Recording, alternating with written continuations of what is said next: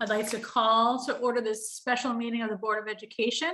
Can we rise for the Pledge of Allegiance? Yeah.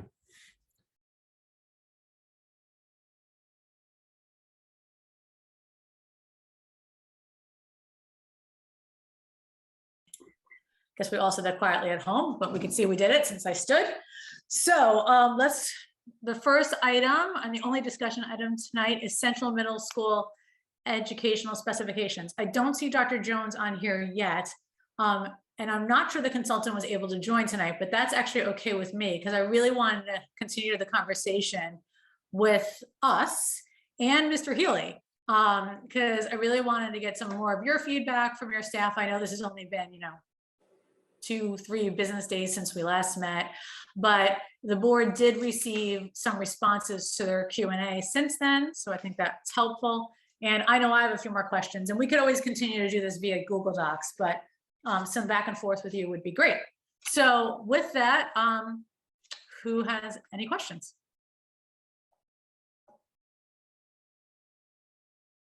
Nothing? All right, Ms. Hirsch.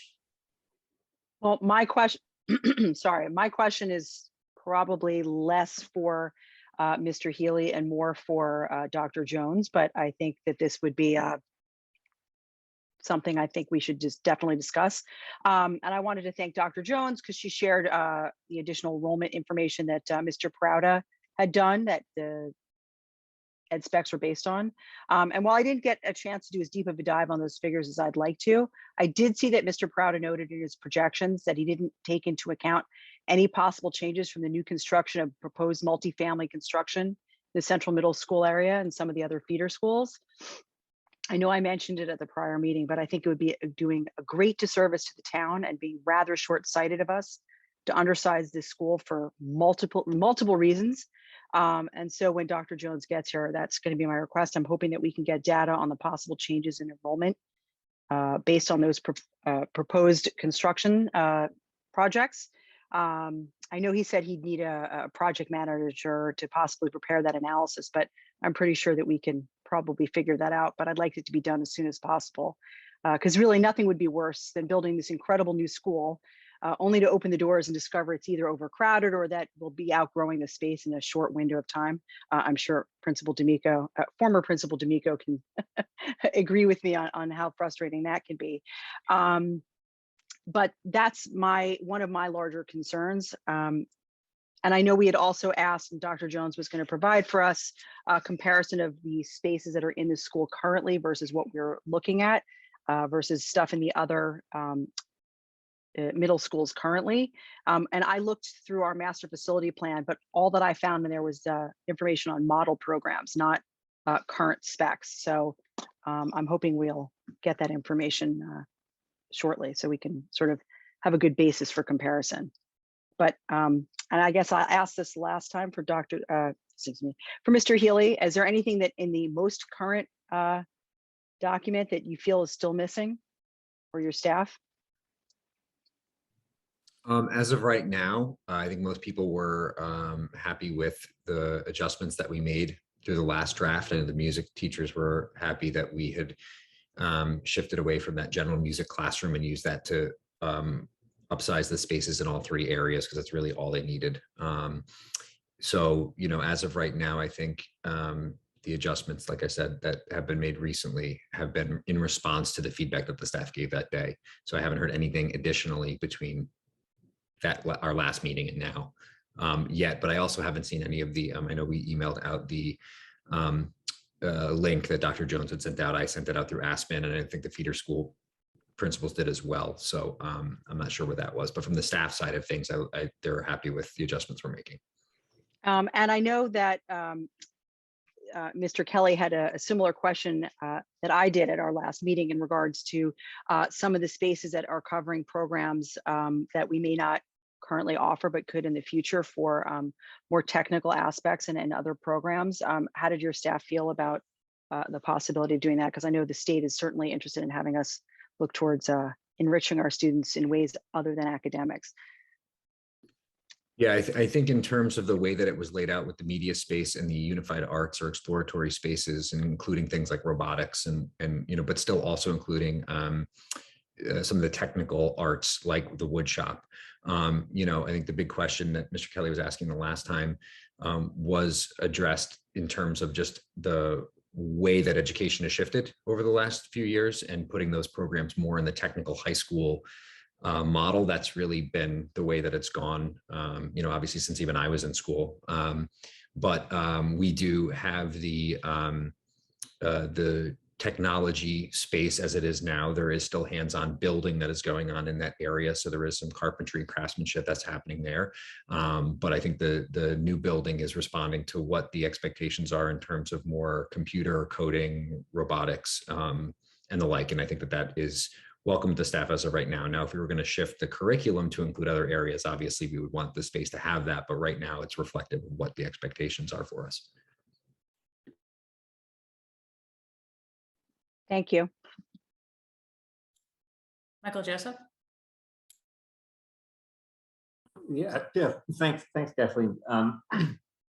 So I do think there are a couple of things as a board, a couple of major issues that we have to talk about. I mean, and the one is the size, and I agree with Karen. I think there's a concern here that we need to think about. It's curious to me that we would build a school for the next 100 years. Really, I mean, people keep saying 50, but really we're trying to build something for like 100 years that is smaller, that's smaller than enrollment now or enrollment last year. We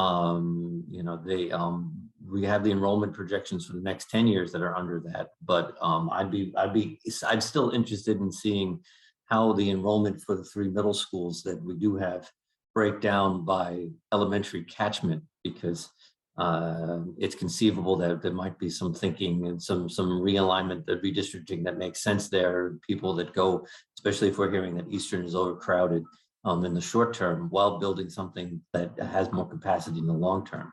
That wasn't my question, though. I just wanted to echo that I agree with Karen. Without putting you on the spot, Mr. Healy, too much, I was curious because of what the staff said. We said 2 meetings ago, I asked about organizing the school around the middle school team structure. And I'm wondering if there was any more conversations about that, because I didn't see that in the new ed specs. And particularly if we're talking about increasing the size, I'm wondering if in the architecture we can ensure there's a way to shrink down the school into teams particularly for like 6th graders and 7th graders, in a way so they're not traveling all over the place for science labs and things like that. So I don't know if we talked any more about that. Yeah, not necessarily so specifically, but I do feel like that was a big common theme, or I know it was a common theme in the conversations early on. So I think the way that conversation unfolded was looking at the structure of the school with sort of like, I don't know, for lack of a better term, wings that were sort of grade level wings. So we had this idea that, the media commons, that learning commons with the exploratory arts and more project-based areas would be sort of the hub. And then out of that would be our more grade level traditional hallways or wings. And the way that we're structured now is sort of similar. So it's something familiar to the staff. And I think that in the design, that was discussed, and maybe it needs to be a little bit more explicit, but I think in our minds it did make sense, is that within those grade level wings, we then have the teams there. So we do like to, it's tricky. While we do have the teaming model, and the teaming model is extraordinarily beneficial to our students to keep them known and supported through this age, we also do like to make sure that the teams do interact throughout the day. So having them in a common area of the building with our classrooms identified by team, but also allowing that mingling and passing time in other areas was also important to us. So I think the structure that was laid out, or at least the concept that was laid out, was reflective of that. And it probably is something that maybe as the architecture and engineering design comes through, we may want to look at more specifically to ensure that it's reflective of that. Yeah, it might be, I agree.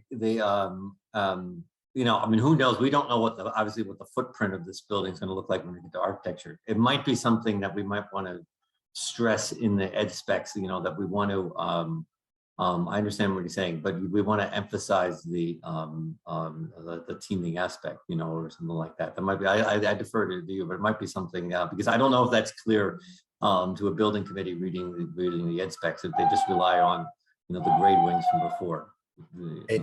And I think that's a great point, because again, that's one of the things where when it's already in your brain and you're reading something, I think it seems clear, but if it's not as clear to somebody else who's looking at it, then we certainly want to articulate that. So leveraging those grade level team areas and spaces should definitely be identified in there if it's not clear to others. That's great. And sorry, is that not you done, Michael? Yeah. Yeah. And Mr. Healy, I know that you team currently, and I know that Central and Western Middle School does certainly, as does Eastern Middle School, especially because of their size. But that leads me to the next point, whereas we are looking for this comparison to the current state of Central Middle School, to add even more confusion, I think it would be helpful if we sort of looked at Western Middle School and Eastern Middle School as they currently are as well. Western Middle School, of course, being more recent, and I know they kind of are the leaders on the teaming, right? So if we could sort of just see how their buildings are also laid out, it might just be good as we pull together all this information. And I don't know, who's taking notes on this, because our consultant's not here. I guess Tony? Yeah, okay, good. Just so we make sure that we're compiling. Karen rose her hand. I guess you're always taking notes. I'm sorry, but I meant specific to this. Okay, thank you. Ms. Downey? Yeah, I just wanted to kind of I have a couple of just more bigger global points about it, but I guess my question to Tony is about process. Like, it seems to me that we should be having another session with the consultants, right? Because we all a Q&A document is helpful, but I think the dialogue back and forth is equally, if not more important. And I think my concern is that I want to move quickly on this process, but I don't think we should rush the process. And I think we want to make a thoughtful, educated, wise decision as best as we can. And I think we need to have further, I think this notion of saying, okay, we got to get it done by the June board meeting may happen, it may not happen. I don't think I just want everybody to, I don't know, that's where my head is. I don't know if my colleagues agree or disagree, but I think a good decision is more important than a quick decision. I don't know if you want to just speak to that, Tony, in terms of your thoughts on what the consultants feel like, if they want it. It's hard to just write out a question without a back and forth, as opposed to a dialogue. Or is it better if I don't want to bombard them with individual board members, contacting them and having one-on-one or small group meetings? I don't know what your thoughts are, or their thoughts would be, you would think, based on previous discussions. Right now, they're really working through all of the changes that have been forwarded. They had a lot more from just last week to yesterday, updating some of the facilities, from the facilities department, updating from security, what type of, I'm going to say like cameras and things of that nature that we want to be really specific.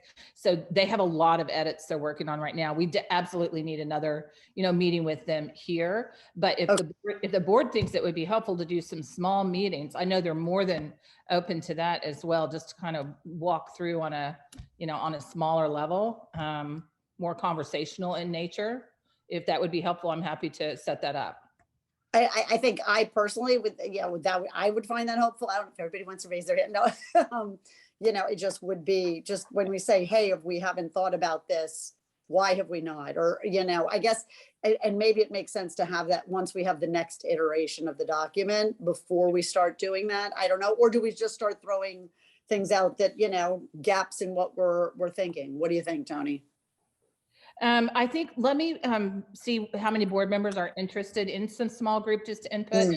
So I'll set up some times and we'll see how many of you, want to join those, and Linda can help me do that. And then I do have some of the other items like, Karen, the document you were referencing that has the model program. If you look at the master plan appendix on page 112 and 113, it actually has the model. It also has the current, and then it had the proposed in the master plan. And I can actually send you, I have that where I can send that to the board just so you can see the current spaces as well while they're working on it. I also have the elementary catchment. I just got that today. That she went and pulled all of that data since our last meeting. So I'll get that to the board.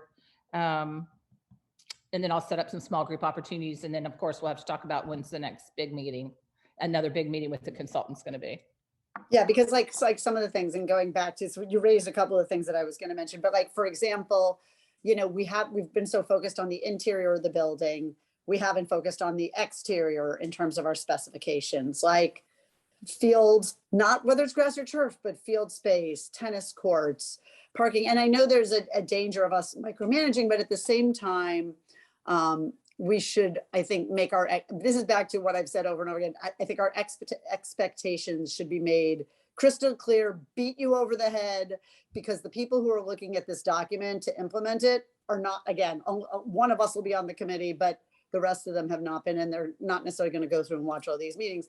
And for example, what we've learned on the high school entryway is all of the costs, if we're going to seek state reimbursement, something like the landscaping cost, if we make it part of the project, which means it has to be part of the ed specs, makes it eligible for reimbursement. So I think we need to be thinking on a somewhat bigger level. I mean, I know we have the nuts and bolts of the building, but I think we have to think about the campus a little bit more. And again, with the consultants, that would also be a helpful discussion to have. Those were just a couple of thoughts that I had. I don't know if anybody else, I'll not monopolize.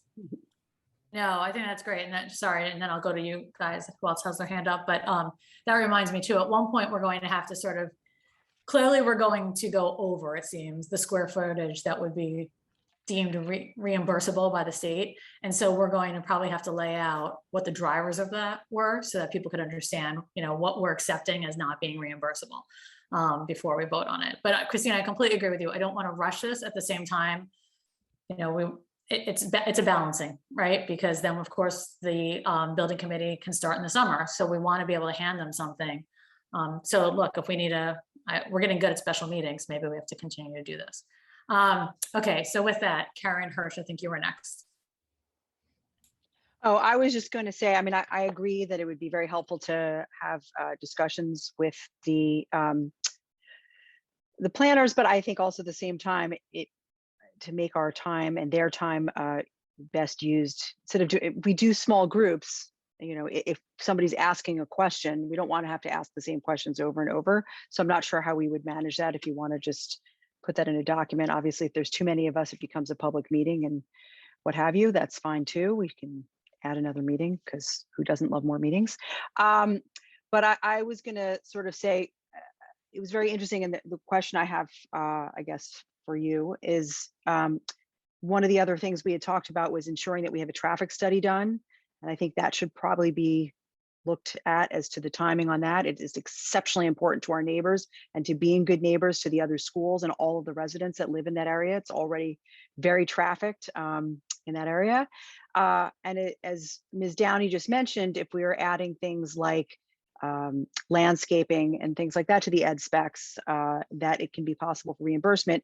As we found out with the high school entryway, other departments in town weighed in on those after those ed specs and plans were done. So the sooner we have something that we can share with other town bodies to get their input on some of those requirements for exterior space, landscaping and whatnot would be exceptionally helpful. I know that doesn't really come up this early in the process, but if we are as a board discussing putting that in the ed specs, we really do need to make sure that we're cognizant of including the other town bodies that are weigh in on those things.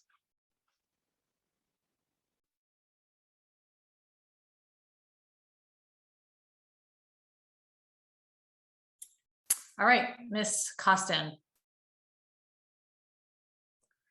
So to Christina's very, very well spoken point. Costin, sorry, you're getting some feedback. Everyone else hearing that? Try it again. I don't know how to fix it. Is it better? No. Can I type my question? maybe, no. It's a little difficult, but you can try. We can see. Well, if you can hear me, I just wanted to know about the soil and where do we have any idea where this building would be sited before we start worrying about, the rest of the campus? We can't sort of worry about the rest of the campus until we know which part of the land can support a school. So the soil money is part of this project. I know Dan is working on that. And Mike, can you try to elevate Dan? He is on. Dan Watson? I just promoted him. He should be moving over shortly.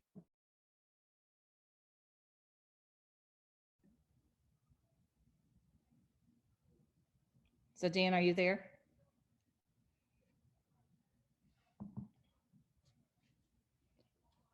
Just in case he stepped away. So the money for the soil is there. I know that he's working to get that scheduled. Hello. Oh, go ahead, Dan. The question regarding the testing on the soils for Central Middle School. Again, it's not really an environmental test as much as it is stability of the soil for building. It has not started yet because it is an invasive test, meaning we would have equipment on the field, and we're holding off until school is out.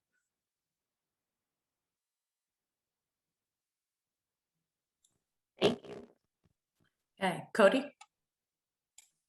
Just a quick comment for me. I already sent Tony a note on this. The 4 questions I had submitted in the Q&A, I didn't find the answers overly satisfactory, so I just wanted to revisit those. But we don't need to waste any more time on that in this meeting here. All right, that's fine. But I realize the Q&A doesn't seem to be posted either on Board Docs, so that's important so that everyone can see that. But all right, that's good, and we should continue to ask questions and make sure they're answered appropriately. Yeah. You just want me to get The Go ahead. revised ones can just get posted in it. I just wanted to make sure those got addressed properly. Okay, cool. Thank you. Mr. Kelly? Thank you. I'm still hoping to have a robust community input session in order to make me satisfied that at least we went through the process of getting the community to give their opinion. I enjoyed, and Tom, thank you very much for the session with your teachers. That was exactly what I was hoping for and looking for. Seeing their enthusiasm was exactly what I needed to bear witness to continue to support this project, seeing not just the input from the consultants, but actually being involved myself. As far as the community goes, maybe we should make an announcement that we have made all final decisions and let the community know that that's the case and have a discussion. They will fill the room because it always seems they come after we've made our final decisions. So whatever we can do to get them out, I think we should do that. I'd like to see that or be part of that robust discussion. That is all. Thank you. I agree. That certainly would be a rallying cry. Thank you, Joe. All right, Ms. Kowalski?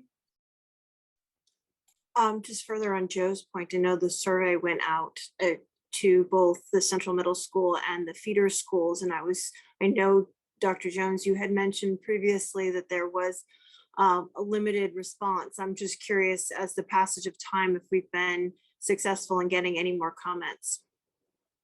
We did get more. The first time it went out, we had only 13 people that had responded. So we pushed it back out again. It's somewhere between 80 and 100, I believe, right now, but I'll go back in and check it when we get off the call. Is there a way to conveniently arrange that information for the board to review so we appreciate the comments that are being made? Yeah, what I'll do is I'll do a print, just like I did in that 106-page document that was on the board at the last meeting that had survey from, the survey information from last summer. So I can provide that to the board. That'd be helpful, I think. Great. Okay. Anything else on Central Middle School?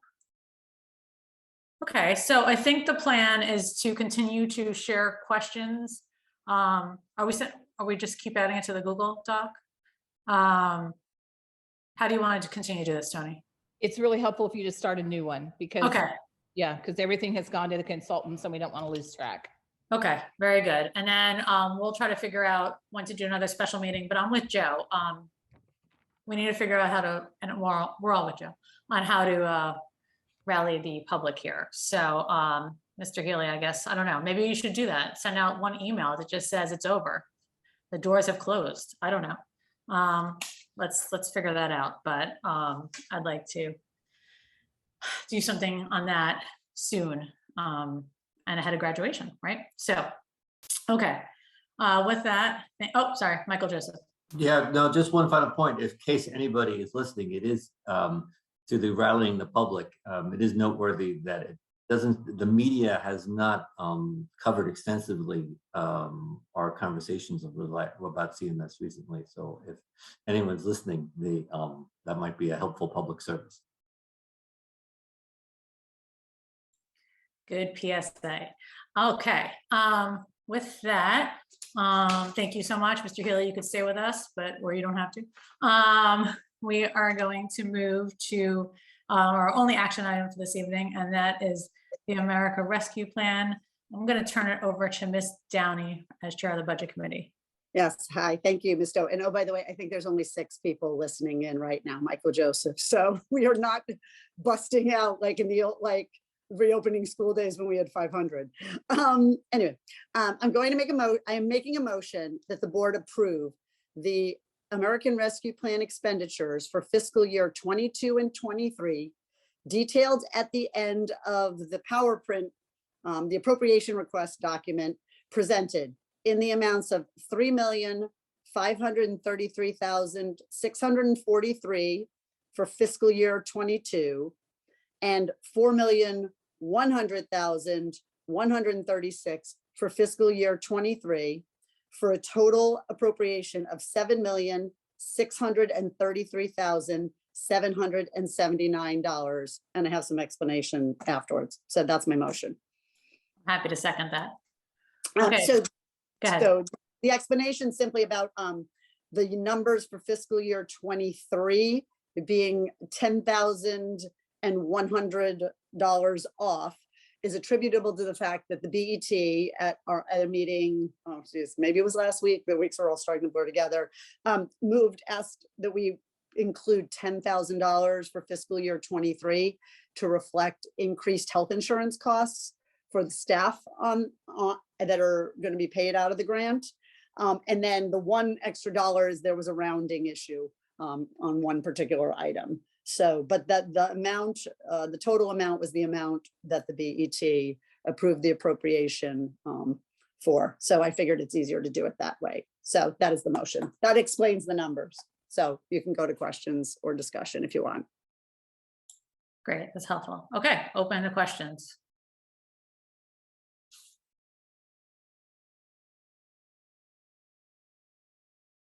Michael Joseph.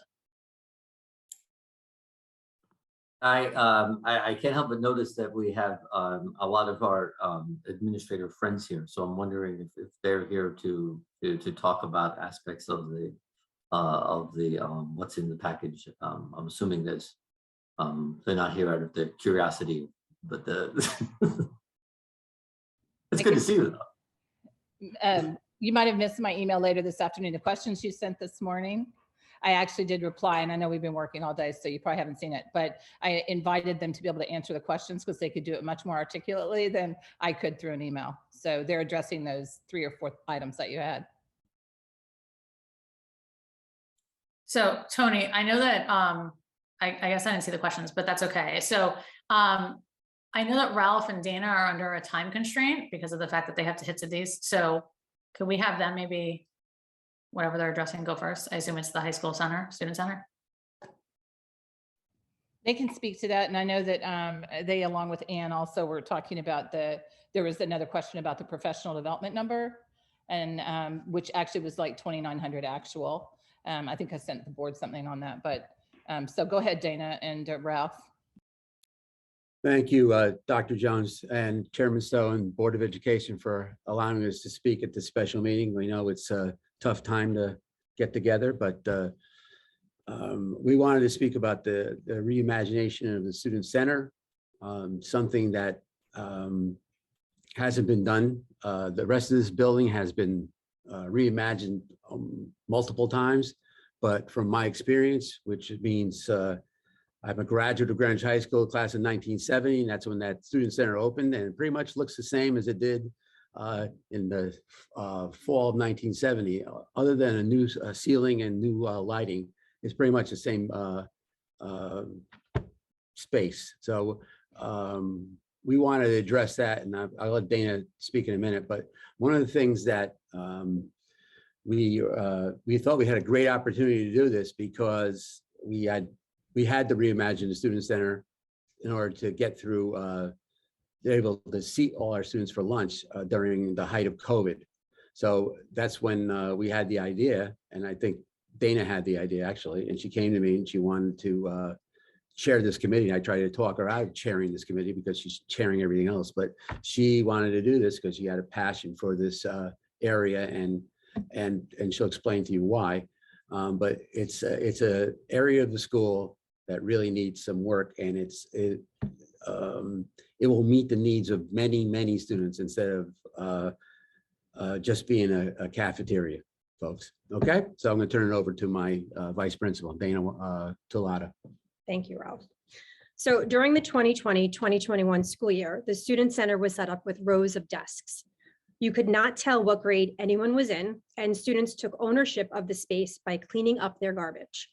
Our Greenwich High School leadership team realized that we had an opportunity to reimagine the space, as students were not sitting in a section that over the years was designated as the freshman, sophomore, junior, or senior sections. Students sat where they felt comfortable. In April of 2021, we reached out to students and staff to see who was interested in forming our Reimagine the Student Center committee. We also gave all students and staff a one-question survey. Quote, what ideas do you have for how to improve our student center? Think about layout, furniture, etc. Think outside the box. A committee of 7 students, 26 staff members, and 2 parents met for the first time on April 22nd of 2021. We reviewed the feedback from the survey. Specifically, 1, some students like sitting alone. How do we create a space for students who want to sit alone? 2, some students want the tables back. Do we consider some high tops and low tops like at a restaurant? Let's explore furniture options. 3, do we put in charging stations for our devices? 4, how do we build off of the good citizenship we see with students respecting the space and helping to keep it clean? 5, some students get lost and caught up in the drama of the student center. How do we help support this? Or not support this, how do we help push this?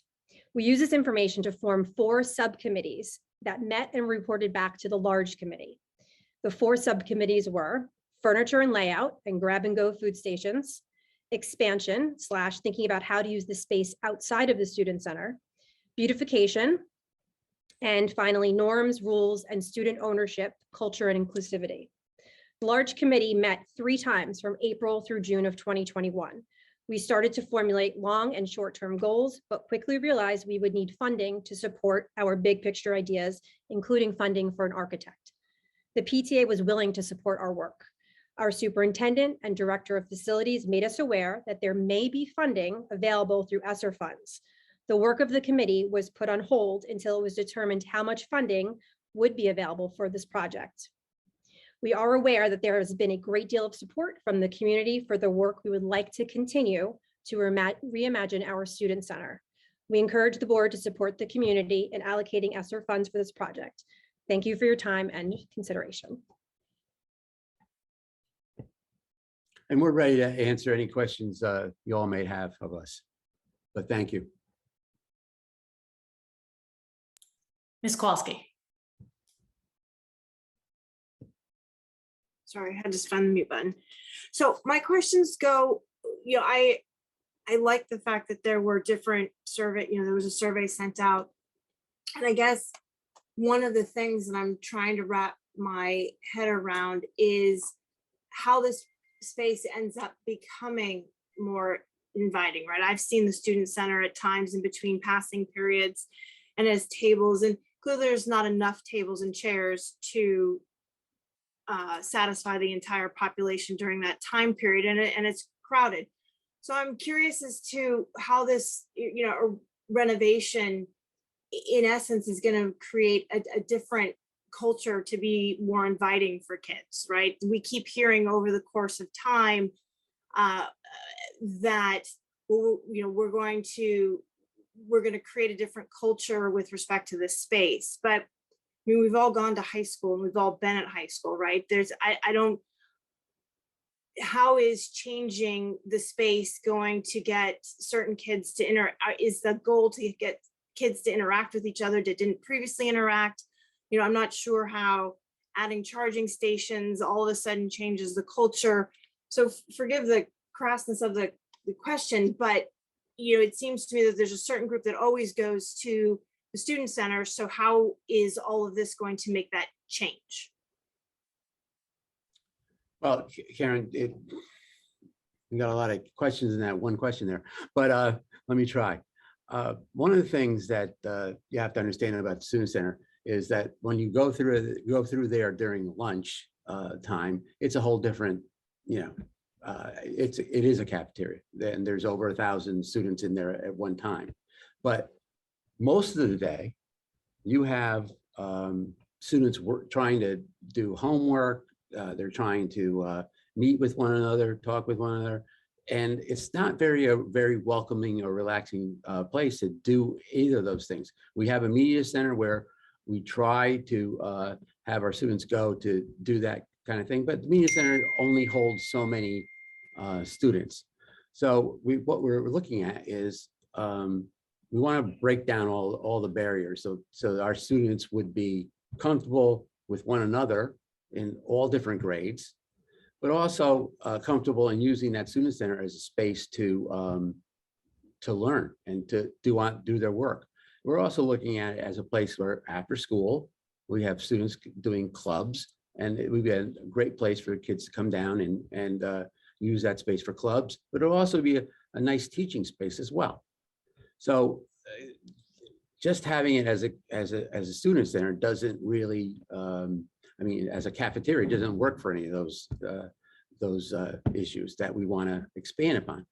So I think that doing some of these things with the student center will help us move forward because they're going to see the student center in a different light.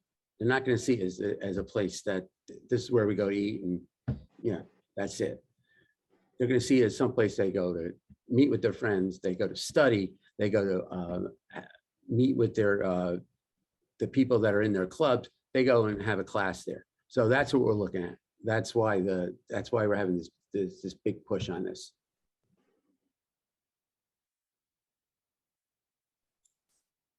You want anything to add anything?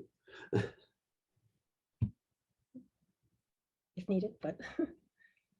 I know Stephanie Cowie's on too. Did you want, or Joe, go ahead.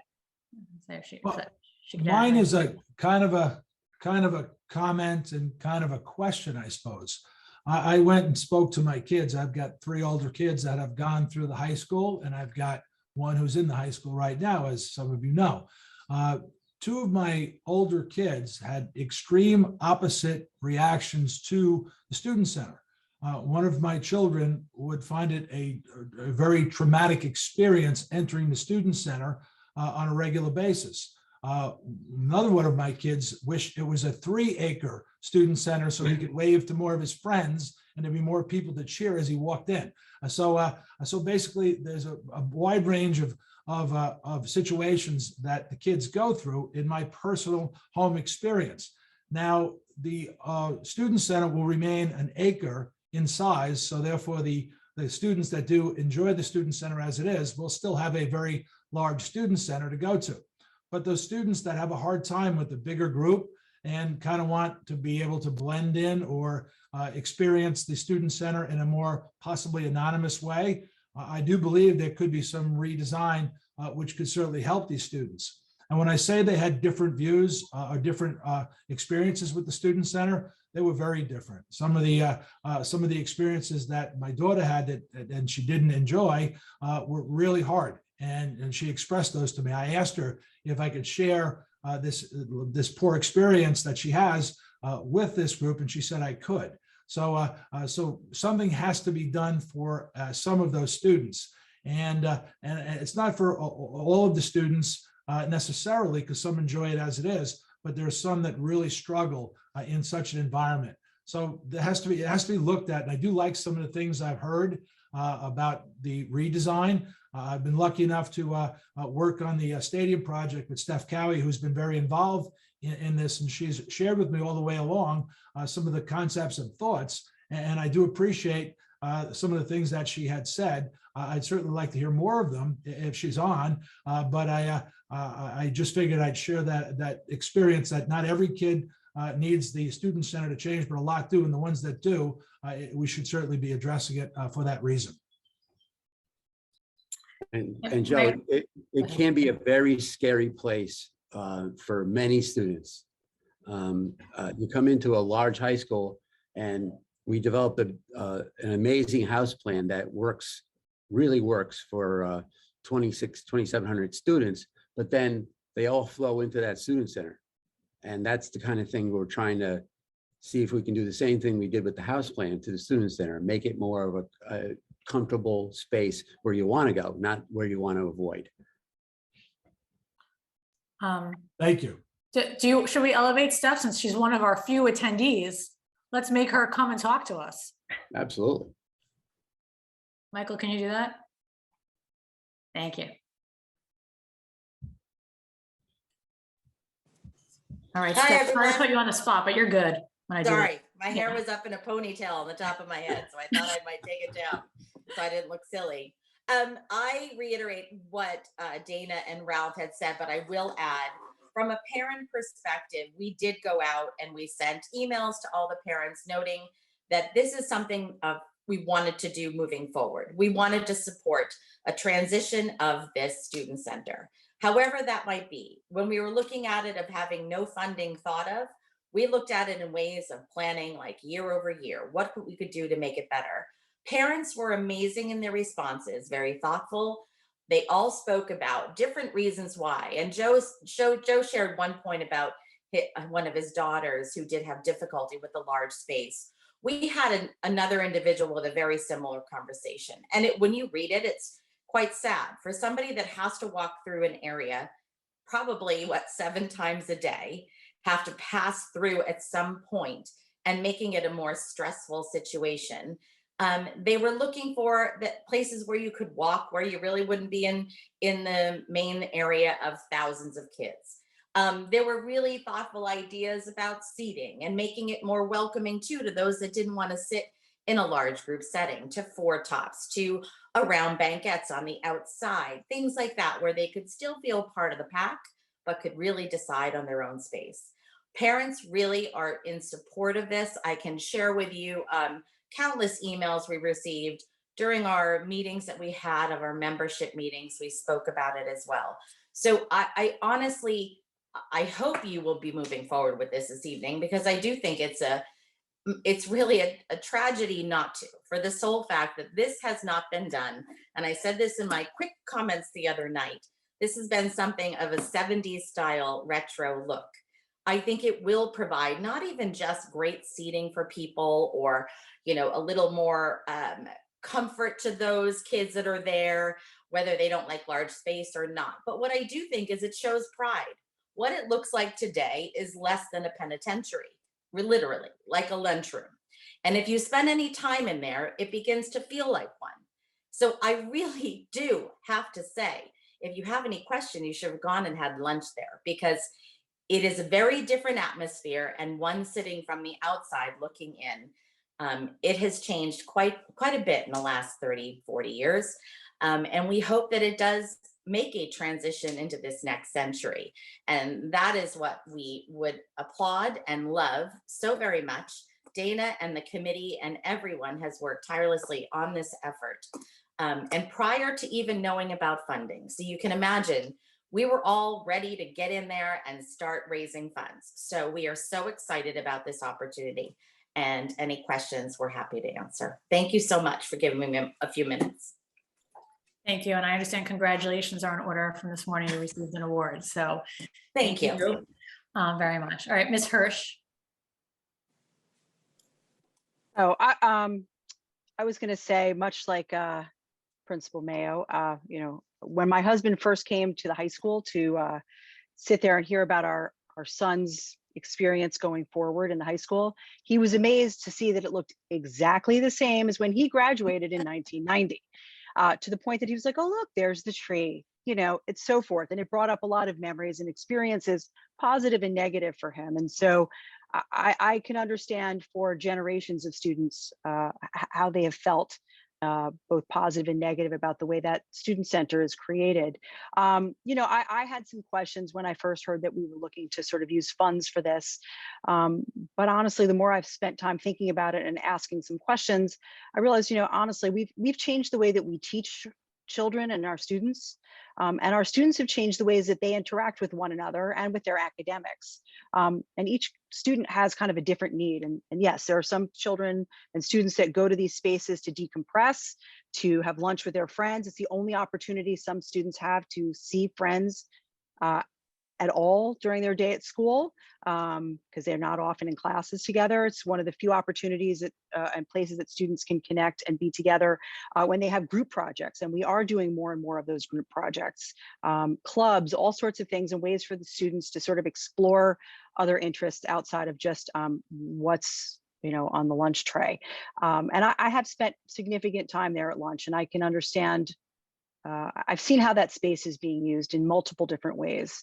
And this is honestly one of the few, if only, projects that we are looking at to spend ESSER funds for the high school. We have every student, K through 12, I said this when we were looking at the stadium, every single student in our school system will at some point, unless they've left our school system, walk through the halls of Greenwich High School. Every single student, children who are in kindergarten now, will have experiences in that student center.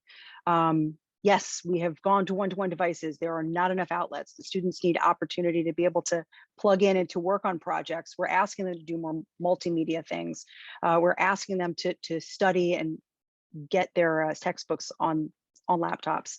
But again, I've walked through, I've seen students who are uncomfortable in there. They've found places in nooks and crannies to hide, to still sit there and have lunch, but be separate. And to me personally, if we can find a way, if it is just through a reimagination and design of furniture and of a space, we're not looking to do anything crazy, but I think this will support. We're having students with a lot of challenges, especially now with COVID. And if we can find ways to make them feel more included, we've been talking of ways to reduce stress for our students for years. And if this is an opportunity for them to have a respite in the middle of their school day, to go to a reimagined space, whether it's something that, how I would imagine it is one thing, but this is what our students have asked for and parents have asked for, and administrators and staff feel would really best support our students. I mean, even if you look at the Central Middle School specs, there's a discussion about having a space for students to be able to come and let go and have a safe space. And that's what we can create the student center to be. It hasn't been touched in, far too many years. So, I think it's a great way to support the high school. And again, it'll touch every single student as they go forward through the years. Ms. Downey. Yeah, Karen stole a little bit of my thunder. I was going to point out that this will have an impact on every student who goes through the Greenwich Public Schools, the current high school and all future students. Additionally, we are spending very little of the ARP money on the Greenwich High School, which is our flagship campus. So I think that's kind of makes this project even more worthy of consideration. It's something that I think we all know budgetarily, it wouldn't happen otherwise through the budget process. And I think the PTA, as wonderful as it is, staff has limited means to raise this kind of fund. So in terms of transformational, as the ARP is supposed to be, I think this is an opportunity. It's a gift to be able to do something we would not necessarily have otherwise gotten to do for all of our students. Michael Joseph. Thanks. Yeah. So as several of the board members know, and from the conversation last week, it's no secret. I'm concerned about moving forward right now. I am not, and I want to make it very clear, I am not opposed to the Student Center project. And I appreciate all the work that the high school administration and volunteers and everyone has gone, and staff in rethinking it. I think there's no question that the Student Center needs a facelift and needs to be rethought and revisioned. My concern is one of priorities, particularly when we're considering the authorization of the one-time ESSER funds. We have the significant, every day we read more and more about the challenges of learning loss and the challenges of the social emotional needs of all our students. And the only data that we have right now still at the board level is the state tests that show several of our schools with significant numbers of students reading below grade level. I'm all for I'm all for moving forward with the Student Center if we have a progress report that really shows that everything that we're doing with ESSER is making the progress, the accelerated progress that we need to make to support all our learners. I hear the argument that, you know, it's a little bit of money, and what we address at the high school affects all our students. I'm not disputing that. I think we have to think about priorities here, and when we have so many students that are struggling academically, it's a matter of priorities.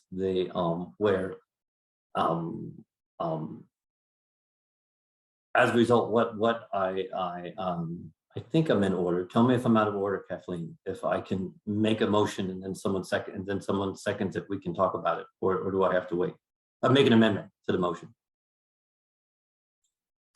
You can amend the motion. You'd have to second it. You'd have to get the majority to agree. Right, I know that. Okay, so I'd like to propose an amendment to the motion on the floor to authorize the expenditure of all the proposed ESSER funds submitted in the plan, with the exception of the following line items to be reviewed at a later date. And then I can list them.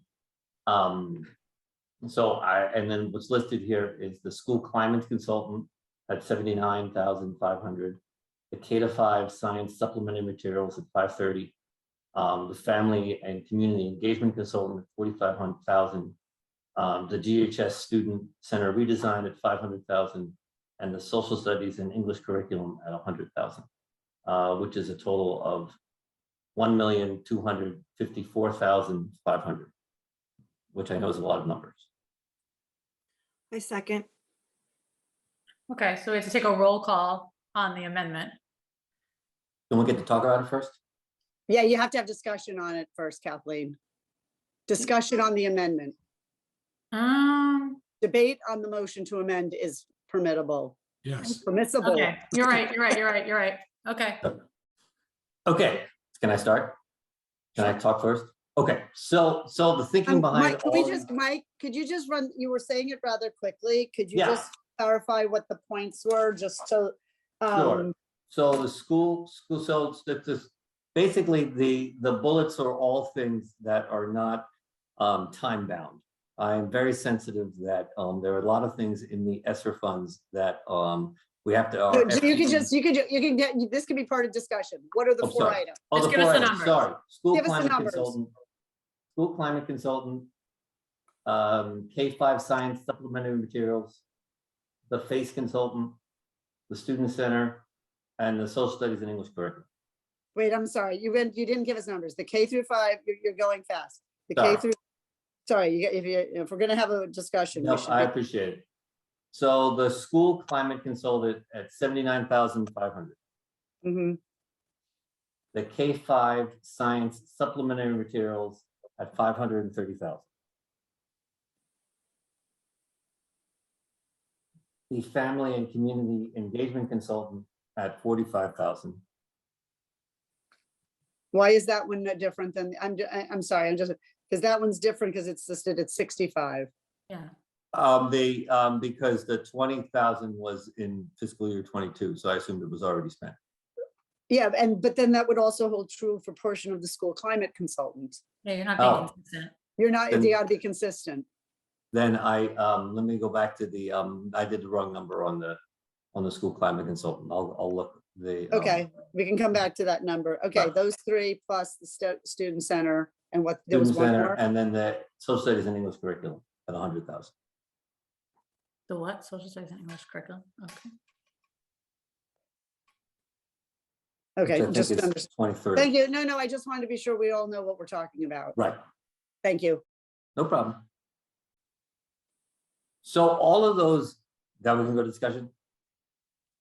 So all of those items, they are because are not time bound in that the same way as FTE are. They obviously math interventionists and school social workers and all those other very important meaty things, which we heard a lot about at the last meeting, we have to give those people contracts. So I'm not interested in holding off on pausing those expenditures. We're not canceling, we're pausing them. They, I do think though, it is worth pausing the 1.2 million on these costs that are not people till the fall, where that we can get a full progress report. Not necessarily have to wait for state data. But we have benchmark data. We'll have in June, we'll have a sense of where students are at their reading level and where students have made accelerated growth. We'll have a sense of year-to-date issues around social emotional incidents, counseling, increases in counseling, increases in referrals, increases in suicidal ideation. We saw in the, just in the paper on Sunday, we saw about the increase in police reports around student issues. I think all of these issues are such that it is prudent for us to hold some of these less urgent funds in reserve so that we can get a progress report, really get a sense of the data picture before moving ahead and spending on it. Because once we spend all this ESSER money, they're done. And the nature of the ESSER money is we put a plan together last year. This plan is continuing, but I don't think it is prudent as a board to commit it all when we haven't been able to, as a board, look at any benchmark data to see if what we have in place is working, both academically and social emotionally. Some of these projects, I'm sure, are very thoughtful and important and will go forward. But I think holding this money in reserve for a little bit of time is considering the situation we're in is prudent. So that's the thing behind the motion. Okay, I know we have some staff here to address some of these, I guess, questions that you'd sent in a board email, but let me speak first to the board members who have their hands up. So I think it was Karen and then Cody. Or was it the other way around? I'm sorry if I got that wrong. No, Karen was first. Okay. Well, just to address some of those comments and questions, you know, I had a similar concern and questions in regards to the climate consultant. You know, I had reached out and asked Tony, and Dr. Jones had sent a response to the entire board based on, I know what Cody had also asked. And the more I read through that, and I had asked for clarification, the more I read through the description and understanding of that, the more it made sense to me. You know, school climate is, it's one of the few things that we're looking here to do that's going to support both teachers and students. There really is not much here to support our educators. The school climate consultant really is basically hired to provide professional development in the areas of social and emotional support, as well as other indicators that staff are seeing from our, you know, for the high school staff to see with our students. And it really speaks to some of the recommendations given to us, for instance, from PCG in the audit, for where we need to provide our general education staff with more tools to support the students in general education classrooms. And especially with some of the stuff that we've seen recently, as Mike was just mentioning, Michael Joseph was mentioning in regards to some of the stuff that we're seeing, we're really seeing a lot of increase in student anxiety and stress. It kind of goes sort of what we're talking about to the student center and helping those students have a place to decompress. These climate consultants are here to help our educators notice maybe signs of stress for a student. And instead of helping them find ways to work to support those students in their classrooms, instead of, for instance, for a student who's like mine, sometimes a little late and turns in their homework a day late, instead of yelling at that student, they work with them to figure out ways that they can find success in the classroom. It is really giving an opportunity for those our educators to be given extra tools to help improve the overall quality of life within that school, and for our students who are really under an incredible amount of pressure and stress, to help and create that environment that students feel supported and safe in school. And as we all know, positive school climate fosters development, learning, and achievement for all of our students. So I can't imagine why we wouldn't want to support something like that, especially in a time when we're hearing more and more about the increased levels of stress and anxiety experienced by teens around the country, and even some of our neighboring communities. I also know you mentioned something about FACE. FACE is, again, it's part of our current strategic plan. So it is really something that we should be utilizing ESSER funds to support. Years of research shows the effects that engaged parental involvement has on student success. One of the factors that determines student outcomes best is family engagement. It's sort of the top of the list and helps to, again, contribute to positive student outcomes, improved achievement, decreased disciplinary issues, more improved connection with parents and teachers, and the relationships in an improved environment to help students who want to go to school. You know, especially through COVID, we've seen so many students have fear of coming back to school, have had decreased attendance at some of our schools in ways that we hadn't expected, and the opportunities to have a FACE consultant to help improve that engagement with parents, to help their students feel more confident walking into school, will also help graduation rates. I mean, I can't imagine, again, why we wouldn't want to support it, especially since it is part of our strategic plan, and an area that really does need support. And I know you were talking about data and looking at growth statistics, but again, you know, we haven't hired those additional reading consultants yet. We have math interventionists, and we've seen some you know, increases in a course over the year, but we don't really have the data. It takes a couple of years to sort of see a trend. So I know you're asking to look for data. Some of this stuff isn't going to be things you're going to be able to see numbers on. It's the students who are having ideation. There are students who are stressed to the max and having anxiety, that if we provide support now if we provide support for our parents at home to provide that support, we won't see the data because we've helped those students before issues arise. If you're looking for data on academic achievement, again, I think, you know, you can see individual growth maybe from the fall to spring. We're not going to have enough data by the fall even really to see, because we haven't even started with the new reading interventionists. I know that there's still new programs that we have to wait for approval from the state to see what we can do to change when it comes to reading. And because I was asking about that, and maybe one of our administrators might be able to speak better to that. But I think it's going to take a little time for us to see the data. It's just, you know, right now we really need to be able to utilize these funds instead of, you know, dragging our feet and looking at data. I think Cody made a good point at our last meeting, saying that there are a lot of districts, because of discussions like this, just didn't end up spending the money and just letting it return to the state. You know, we have a really well thought out plan and ways to utilize stuff that affects every student. We have a focus on K-12, you know, K-12.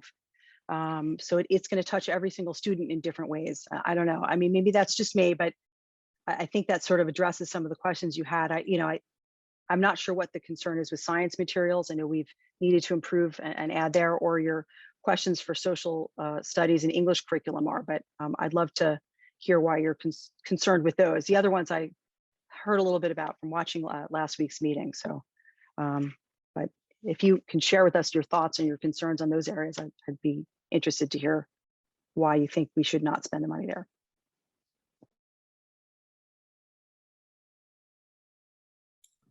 Kathleen, would it be okay to hear from staff? Because I think maybe some questions could be answered, because we did invite, Mike did send me some great questions one was the, what does the work of the FACE consultant currently look like? And so Ali and Trish from New Lebanon and JC actually started this work with an Alliance grant, and their work has been, I'm going to say, powerful in working with families. And as a result of that, while you're hearing it, every one of our board meetings, all of our PTA calling for 2 parent conferences is the work that they've been doing with families. So if we could just hear from them, I think it would be Yeah, helpful. that's fair. I hope my colleagues are okay with that, but yep, that's fair. And then we can continue with our questions. Sorry, Cody. Sorry, Karen. Yeah, that's good. Would you like us to share? Yeah, I think just to hear what you're actually doing. Well, I will say, first of all, thank you for having us at your meeting this evening, Board of Ed members and Dr. Jones. Mrs. Hirsch kind of took my headline. I'll go so far as to say, in fact, we may have even been reading from the same professor or professional on the subject, but countless studies, and I'm reading, countless studies demonstrate that students with parents actively involved in their education at home and school are more likely to earn higher grades and test scores, enroll in higher level programs, graduate from high school, and go on to post-secondary education. And a lot of research that Patty Jomo, specifically the consultant who worked with New Leb and JC and is now doing some work with Hamilton Avenue School, the research that she brings to the table shows how to form these essential partnerships and how to make them work. And so Trish and I were part of a 2-year Greenwich Alliance grant that really focused our energy on family engagement. It happened to also be when the pandemic hit, so that was rather unique, but we would like to share with you a little bit more about some of the work that we specifically did at our 2 schools, and then some of the outcomes and the data that we got as a result of that work directly. So some of the strategies that Patty Jomo brought to the table that were not used before, that we used across the 2 schools, included some very simple strategies, but we trained the staff and we had parent meetings first. So we began the school years with welcome calls. So every teacher in our school reached out to parents of the children in their class before, some of them before the children came, but we gave the teachers a certain amount of time. And the purpose of that call was for the parent to speak and to empower the parent to be partners in learning during that school year.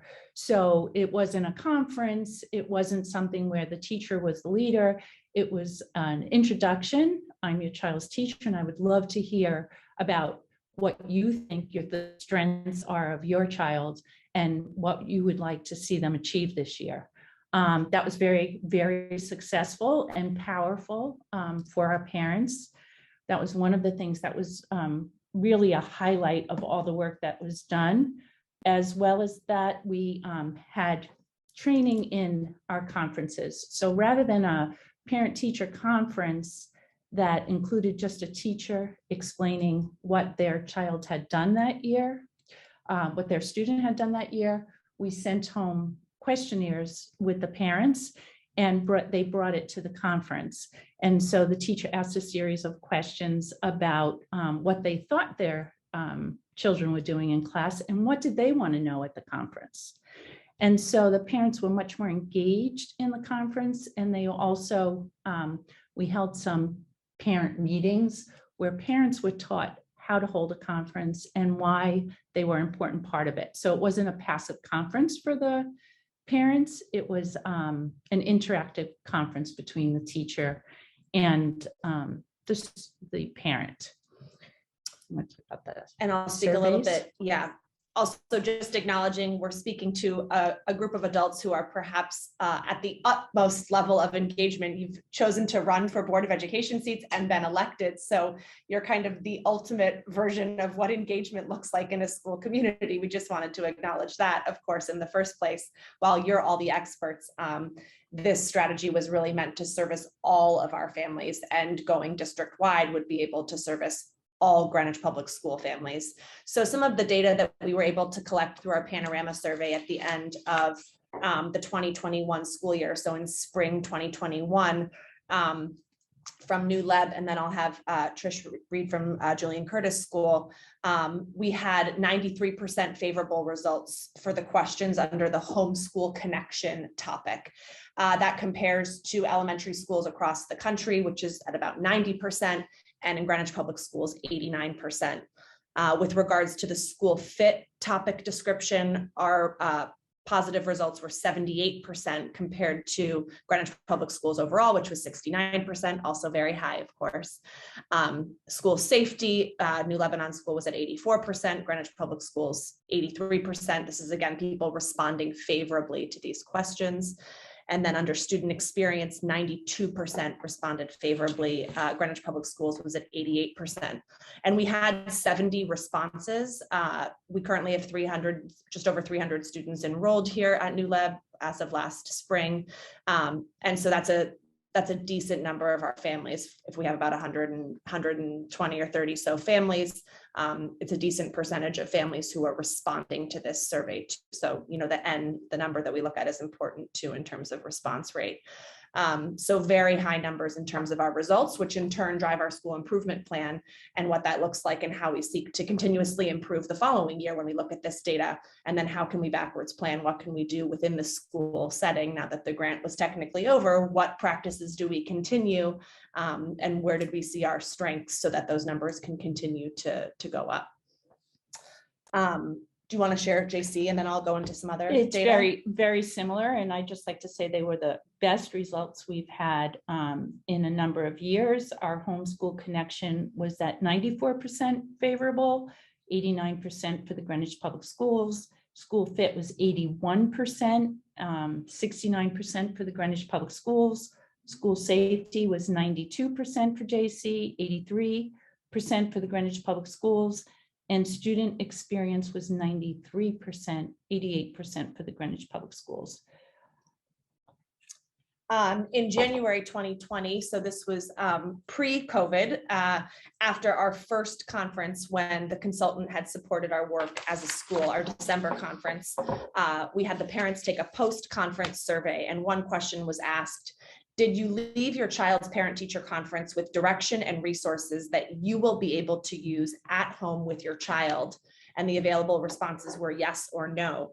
And 100% of the responses to both questions, there was another question as well, in English and in Spanish, surveys were yes.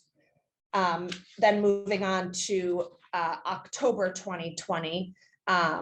So this was the middle of the pandemic. We had just come back to school. We had finished up all of our welcome calls, and the consultant collected data on the effectiveness of the welcome calls. And she found that 93% of the respondents at both schools said that welcome calls were worthwhile overall.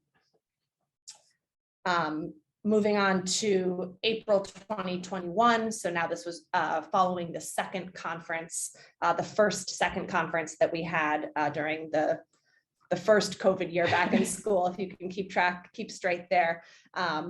The percentage of teachers that responded that they were able to share realistic and doable resources to support discussed learning needs at home with at least half of their families grew from 84% last year to 89% at Julian Curtis, and from 85% last year to 95% at New Leb this year. So what you see from this data is really a partnership with the school and the family that is unique and different than parents viewed it in the past. And we hope to obviously continue that trajectory and push forward with using these strategies, which are now embedded in on both of our school improvement plans and just a part of the natural work that we do. I will say the consultants' strategy is very research-based. She pulls from some very qualified individuals who have worked under secretaries of education. The professional learning that she provided to us as administrators and our staff were all aligned and research-based, and it was holistic, and I grew also as a leader, I would say, in working with the consultant overall. So that's a little snapshot from us, but we're happy to take any questions, of course. Thanks. Cody, I think you had a question. Yeah, just one question, one comment. Just the question was, to the extent that any of the line items in the spending aren't approved, does it impact the ability to get, like, do we run any risk of not having, of not obtaining those funds? And what would be the window of when we have to approve them? And then maybe I'll make my comment after, but Tony, could you answer that question first? So Dr. Jones, what he's asking is if we don't appropriate like all these funds, for example, I was sort of saying like if the student center doesn't get appropriated, we took it out and it didn't get, excuse me, appropriated and the RTM didn't approve it because we didn't send it to them, then it like won't happen this summer, right? Because you're going to delay it.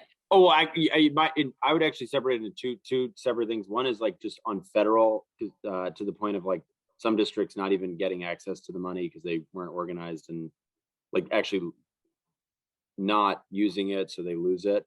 Yeah. And then separately, I think on these the items that Mike mentioned of delaying, which of those I get the sensitivity around the full-time employees needing to be approved, but which of those are become unavailable if they are not approved imminently, whereas they could still be available to do even if they were approved at a later date.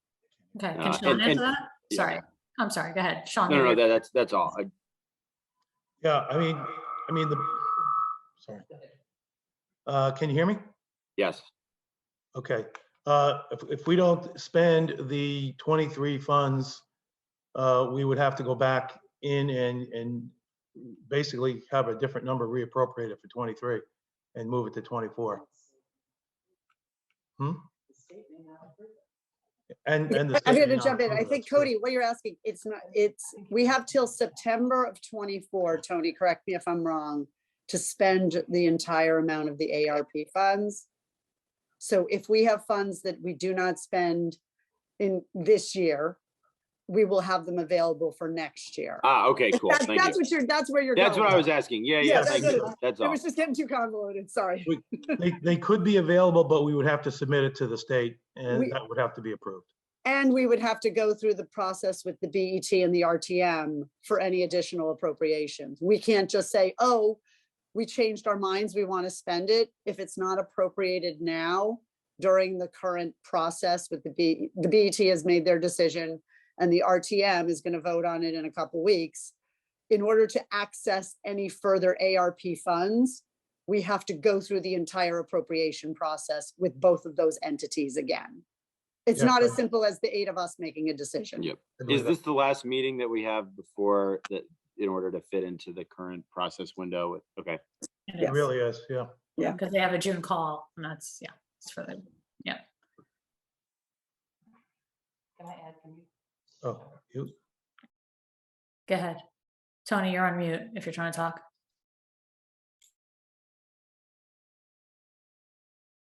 Still on mute. Oh, you guys are in the same room, so you're gonna get feedback, right? Yeah, so we should be okay, yeah. So one thing I do just want to point out about some of this work, and you look, the Student Center is one that by delaying the project, if we're planning on doing it and we think we're going to do it, we're just going to get less if we wait another 6 or 12 months because we're seeing cost escalation. We already know when we had the proposals that it may have to, be done in stages because of the shipping challenges we're having right now. And we're trying to be very thoughtful in how we plan this grant because we don't want to be on the back end of 23 and 24 and have money that relies on items that are still going to be hard to get. So I just want to share that because they did bring that up when they did their proposals for us. Is a fair way to frame the question just that we're deciding between whether we, like if we were to remove the items Mike mentioned, that you're creating $1.2 million more of spending capacity subject to the RTM BT approval process that would be available for the 2024 year. Is that like the right way to frame the choice? Like you pull that back now and then, but it will be available, but for 2024? Basically, yes. Okay, fair enough. Thank you.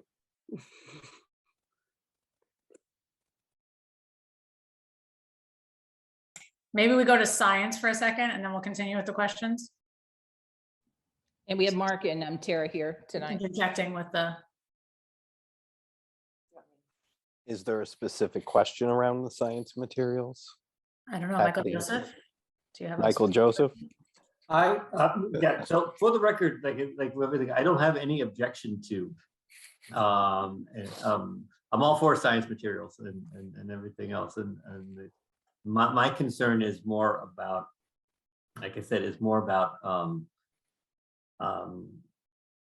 priorities of making sure that if we're committing to a plan, particularly for the rest of the ESSER funds, that we're doing everything we can on these acute academic and social emotional needs before we make some of these other expenditures.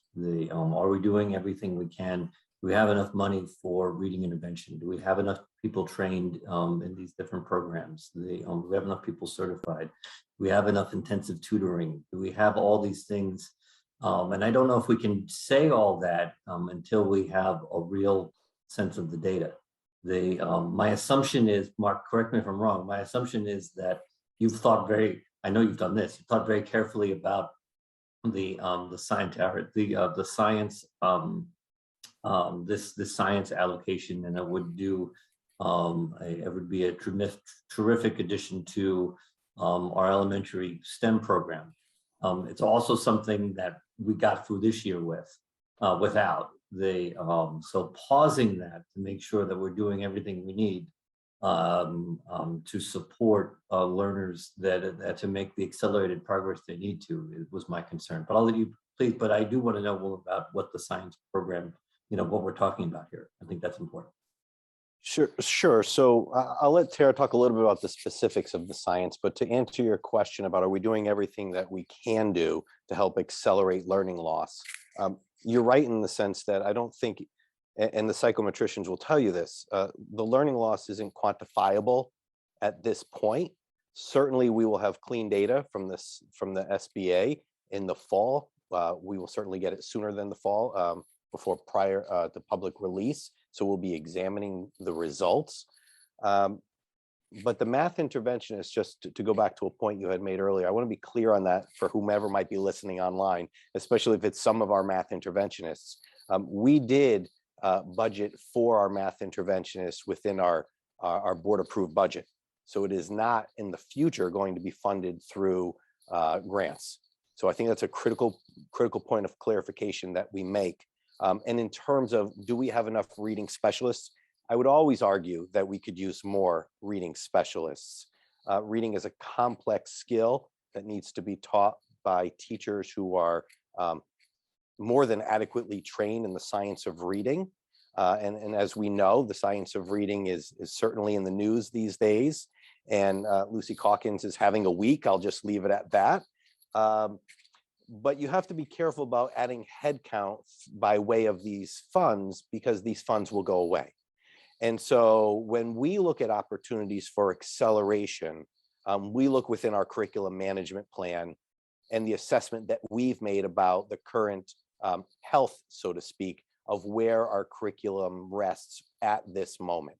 So the acceleration of our early literacy program by purchasing the GEOs, which is our companion readables, which we spoke of the other night, is key to addressing learning loss in the early elementary grades. So I think if you look at our curriculum management plan, it was developed prior to these funds being available. So what we're simply doing now is looking at the opportunity that is presented to us and maximizing our science exposures in a way that allows us to accelerate the timeline from 2024-25 all the way up to 2023. So in my mind, I think it's a good fiscal expenditure and use of these funds. But in terms of adding headcount by way of these funds, I think that's a little bit of a slippery slope, because we would at some point have to find a way to absorb those costs. And in the fiscal responsibility to which we act, sometimes that can be difficult to add headcount and stay in line with the BET guidelines. Is that helpful? Okay. Okay, Karen Kowalski, and then Karen Hirsch. I had, Mark, on your comment, and this may be also for Dr. Jones, but to follow up with respect to head count, we've added head count. And one, we've heard about this impending fiscal cliff. However, I believe I've been told, or I understood at least, that everyone we've hired has been on is on a contract basis, a term period. So in fact, their contracts would run out at the end of 2024. So we wouldn't be absorbing them unless obviously we would want to do that and figure out how to do that from a budgetary perspective. Is that the case? Am I understanding that correctly with respect to the new headcount we're adding? Yes, and the head count this year is, if you remember, there are very few positions in here that are ones that probably we will keep long-term. The first one was the math interventionist. Social worker will be the other one. Our principal's already asking for full-time social workers. We only have half-time right now. So when we get ready to build the operating budget, we will have to try to get these off of a grant and move them into the operating. Most of the other ones were COVID related, like a 0.1 PE. We don't need that every year. Got it. So that leads nicely into my next set of questions, right? Versus, do we have the right spending in place here? For example, we heard a lot about last Thursday that the social workers that we've added, and I think we've also added a psychologist, right? Putting those people and individuals into the schools has made a tremendous effort or an improvement, right? And that allows teachers to teach, right? Because you have these people that are trained to come in and do the work of a social worker and a psychologist was to address various needs. And so my question is, in certain things that we're doing, should we have more of them at this point in time, as opposed to say maybe a FACE consultant or a climate consultant? And does it make more sense to spend the money in that capacity rather than in a program that, for the presentation that we were given, they seem to be well versed? Why can't we just go ahead and implement that across the board? And why do we need another consultant if in fact it worked? And I will say it would have been helpful to have all of that information earlier if that's the data that we have. I think we've been asking for a lot of information about all of this, and it would have been nice to have a piece of paper and understand that and be able to ask more articulate questions if we'd had it in advance. But that's one of my main drivers here, is how do we know that that is the right spending going forward, particularly because the social workers seem to be making quite an impact, as well as the math interventionists. I'm also a little worried about this in the sense that, what I've heard is Parkway could really use a literacy interventionists. And do we spare costs to give them that? And why don't they have a literacy interventionist in this plan? And maybe, and to make sure that we're spending it the right way. And the other factor is, what else are we not giving in the needs of our schools with respect to learning loss? Because we just don't have that information in front of us. So I'm just, overall, I feel that this is a little bit forced on us at this point in time, and we're having to just go forward because of timing purposes. But it would have been nice to been able to get these questions and answers into you all 3 months ago, so we wouldn't be sitting here at 4 o'clock on a Tuesday trying to figure this out. But I do wonder if we're spending it in the right place, given the fact that I've heard we need a literary specialist in Parkway. I think Mr. Mayo's on the line. I think he's told certain members of the RTM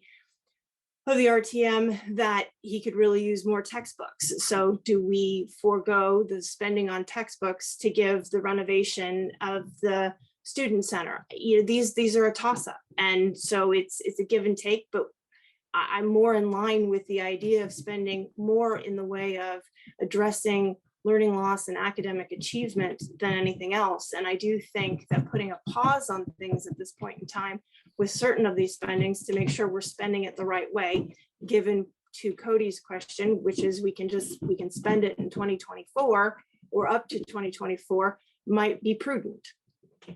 Karen, just a point of clarification on the literacy specialist piece, if I could. Please, again, this is information I've been told, so if I have, Sure. if there's other information, I'd love to hear it. Yeah, our literacy specialist allocation is a needs-based model. It's based on the enrollment size of a school, but it's more importantly based on number of students who have been identified for tier 2 and tier 3 intervention. So in some schools, you may see a 1.7 allocation, and in some schools, you might see a 1.0. Offhand, I can't recall what the allocation is for Parkway, but they certainly do have literacy specialist allocation. So whether that's the correct model moving forward as we come out of COVID and do a needs assessment based on learning loss, maybe not, but we certainly have literacy specialist support in all of our 11 elementary schools. So I just want to clean that piece up. No, I appreciate that. No, Yeah. that's a helpful allocation. That's a helpful clarification. But then I go to your point, Mark, right, is coming out of COVID and we go through this whole analysis on learning loss. Do we have the right model? Well, I think that's the point a couple of us are trying to make here is this the right spending if we're not sure how this is working? And we've got the math interventionists and the social workers and the additional teachers. Why not see if that's in fact working? I mean, I think Mike may have said this best. I don't know if he said it in public, but if I say this wrong, Mike, forgive me and I'll let you correct me. But at the end of the day, if we're still struggling in 2024 and we haven't made the achievements that we've wanted to achieve, and they said, well, what did we do with the additional money? And it's like, well, we refurnished the student center. That's not, I'm not sure we want to hang our hat on that. And that's worrisome to me, particularly because I'm not confident that renovating the student center at the expense that we're renovating it for is going to solve the needs or the suggestion of the cultural change that it's prescribed to do. So I raise those questions because I think this is moving very quickly. And again, I'm not sure what the plan is on how we're intending to achieve it with what we've got in place. And why not see if what's working is in fact working and then go from there. All right. So Tony, am I sending this back to you, or maybe can I keep going with my colleagues here and then? Yeah, sure, go ahead. Okay, so Karen, then Joe, then Christina. Go ahead, Karen Hirsch, sorry.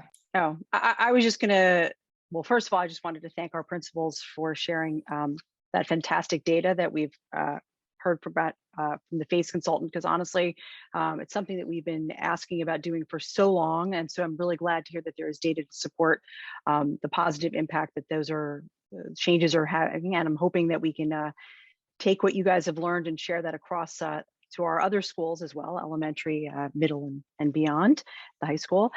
So thank you for sharing that information with us. And I was also going to say, when we're talking about addressing learning loss, it's not just about making sure we have literary specialists to help those with learning loss in reading, or math interventionists to help those with learning loss in math. And what you're talking about there is really at the elementary and somewhat in the middle level, especially, in those areas. We also have to consider the fact that there are so many other things that help support student achievement. And again, that's why I go back to saying school climate, having parent involvement, having students in the right mental state to come into school and be open and available to learn, and that's at all levels. So yes, when we're talking about having social workers at the elementary schools, the incredible impact that they can make, and it's something the board's been asking to have for years. You have to sort of consider that we can't only focus on learning loss at the elementary level. We have less time to help support those students at the high school. They're going off to college, and these years are incredibly crucial for them. And so it's really important that we utilize these funds, not just for elementary learning loss. It has to address students K through 12. And so much really is going to learning improvements, I would say. And again, if you're not adding additional staff, you want to make sure that we have things that will continue to impact our students beyond the funding for 22, 23, and 24. And adding some of these things where we are helping our educators learn how to work with our students well beyond the next few years really, to me, is where we're going to see the impact. We need to address short-term needs as well as long-term needs with this. And I think we'll be looking at the results for years to come. That's just my opinion. I could be wrong, but you know, that was what I was going to say. Okay, thank you. Joe? Mike, thanks for bringing this to my attention yesterday.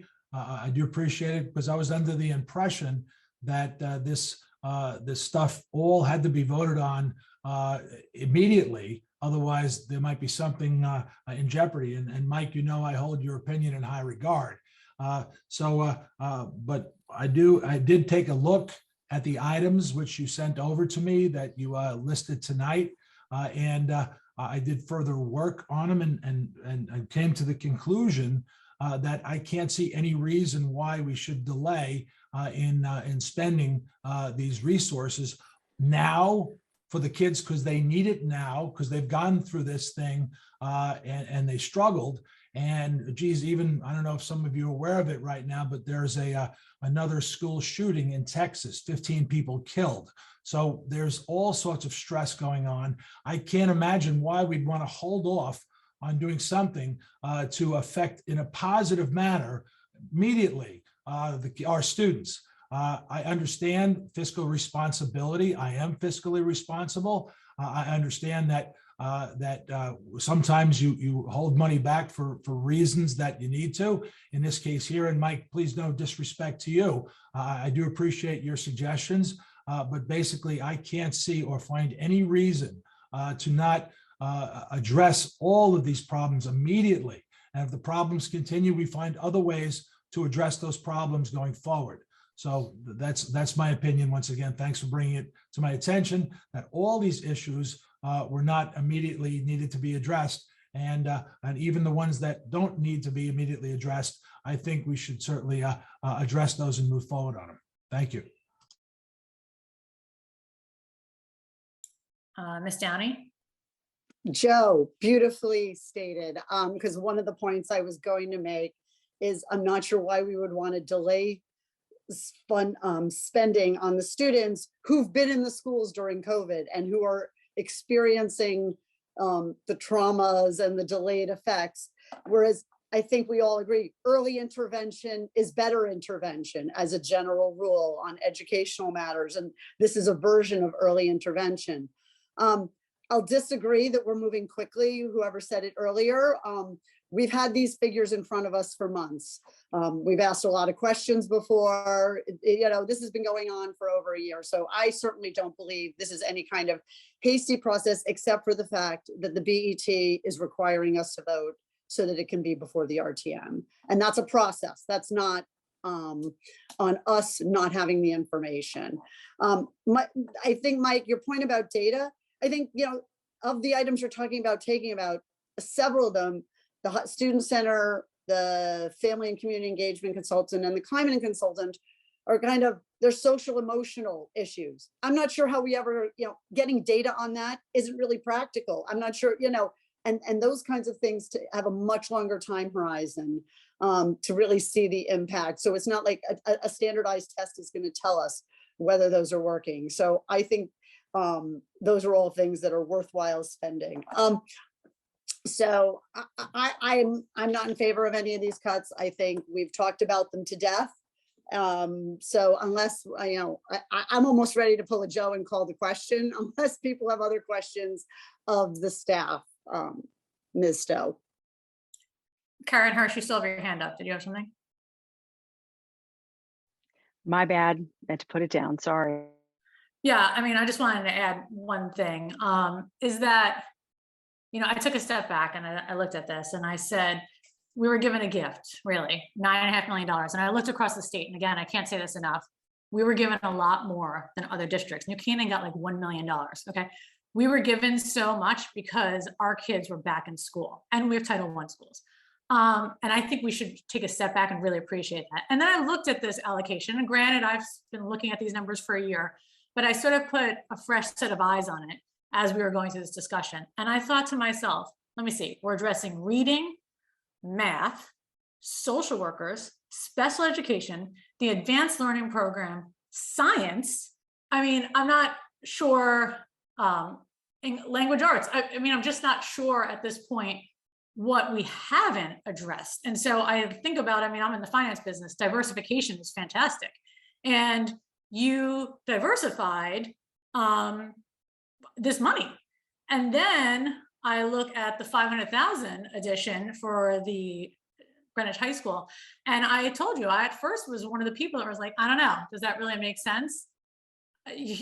Listen to the community is what I've learned. Listen to the students, listen to the professionals. And I happened to stop by the high school today because my child forgot something. And I was reminded of the fact that the student center is older than me. So and I'm not young. So I think that it's time to give these kids something special and not lose any time, because guess what? The juniors will not know a school without COVID. So give them a chance to be in a really cool student center that they've deserved for a really long time. So I'm gonna end it there. There's an amendment on the table. So we actually have to vote on the amendment that Michael Joseph put forth. So I'm going to do a roll call. If you agree with Michael Joseph's cuts, then say yes. If you don't, you're a no. So I am a no. Kathleen Stowe. Karen Hirsch? I'm sorry, what was the question? The amendment on the table is Michael Joseph's amendment, which is basically cutting these things from the appropriation. So I'm a no. Karen Hirsch, you're a no. You have to say your no. Thank you. Karen Hirsch. No. Okay. Laura Costin? Laura Costin, no. Christina Downey? Christina Downey, no. Karen Kowalski? Karen Kowalski, yes. Cody Kittle? He's on the phone. Yes. Okay. Michael Joseph?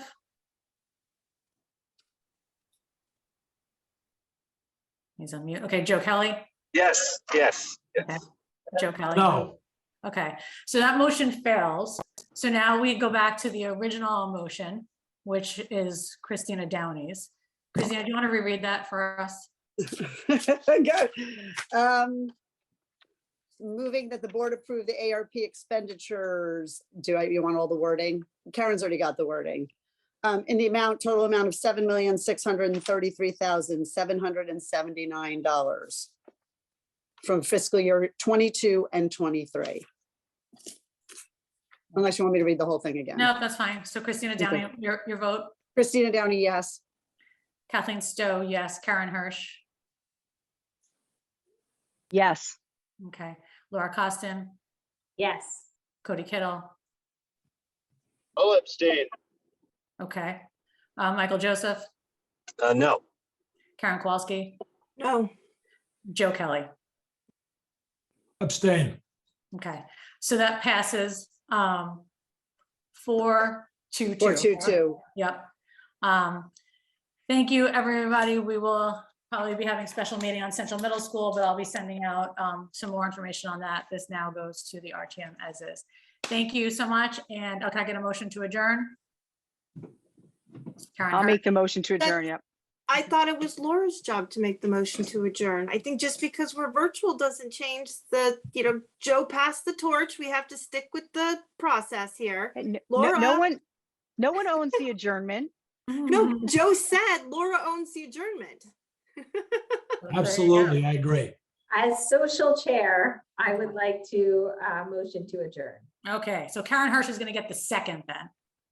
Okay, all right, here we go. Laura Costin? Yes. Karen Hirsch? Yes. Kathleen Stowe, yes. Joe Kelly? Yes. Christina Downey? Yes. Karen Kowalski? Yes. Cody Kittle? Yes. Michael Joseph? Yes. Okay, that passes 8-0. That's nice. Okay, thank you all. Thanks to all the administrators for taking some extra time and joining us this evening. It's really greatly appreciated. Thank you for, a very long day all. Yeah, we really appreciate it. But hey, we got out of here by 11 p.m. So everyone have a good night. Thanks so much. Let's go, boys lacrosse. Here we go. Yes, let's go Cards. Thank you.